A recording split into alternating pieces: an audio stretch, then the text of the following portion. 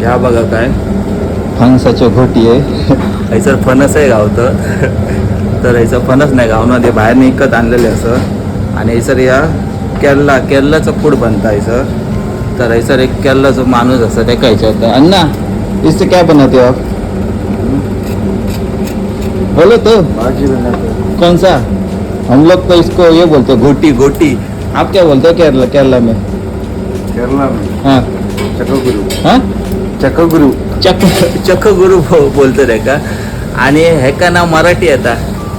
मराठी में बोलो कसे आहात म्हणून बोलो. बना. कसे आहात आप मराठी में कुछ बोलो. एक वर्ड बोलो मराठी में. हाँ काय सांगते? काय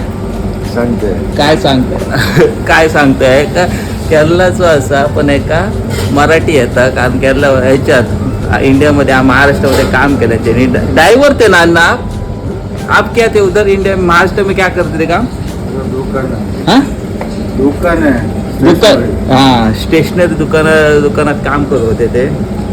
वयस्तर नाही पप्पाच्या वयाचे असत. बघला पप्पांची आठवण येतात. तर हैसर हे घोटी आहे. आम्ही तो उकडून खातो ना. तर फणसाच्या भाजीत घालतो. पण या केरलाच्या ह्याच्यात सेम लाईक आमचं मराठी मालवणी जेवण कसं असं तसंच केरलाचं जेवण असा.